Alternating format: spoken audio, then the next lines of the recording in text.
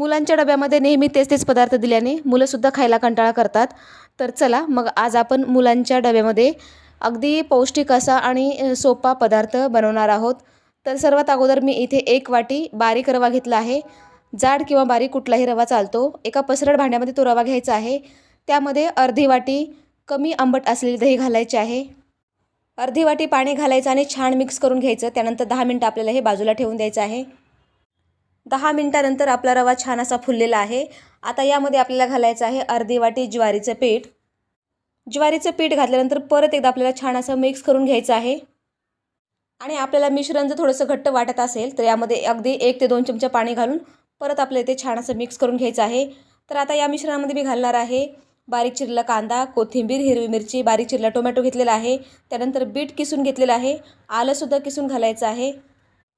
आता या सर्व भाज्या घातल्या की यामध्ये आपल्याला चवीनुसार मीठ घालायचं आहे आणि छान असं मिक्स करून घ्यायचं परत एकदा.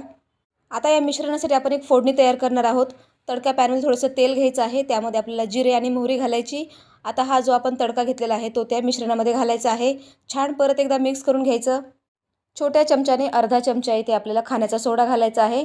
अगदी 1 चमच्यावर पाणी घालायचं आणि त्यानंतर सर्व छान मिक्स करून घ्यायचं. आता गॅस पेटवायचा. त्यावरती आपल्याला आप्पे पात्र ठेवायचं आहे आणि त्यामध्ये आपल्याला अगदी थोडंसं तेल घालायचं. त्यानंतर आप्पे पात्रामध्ये बॅटर मावेल, मिश्रण मावेल एवढंच आपल्याला इथे मिश्रण घालायचं आहे. यावर झाकण ठेवून अगदी 2 मिनिटं आपल्याला खालची बाजू भाजून घ्यायची आहे.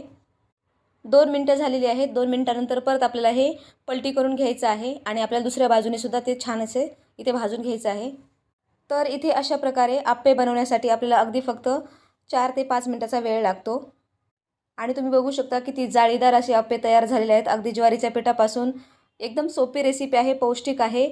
मुलांना नक्की आवडेल. तुम्ही सुद्धा करून बघा आणि तुम्हाला ही कशी वाटली रेसिपी कमेंट करून नक्की सांगा. व्हिडिओ आवडल्यास लाईक, शेअर, सबस्क्राईब. धन्यवाद.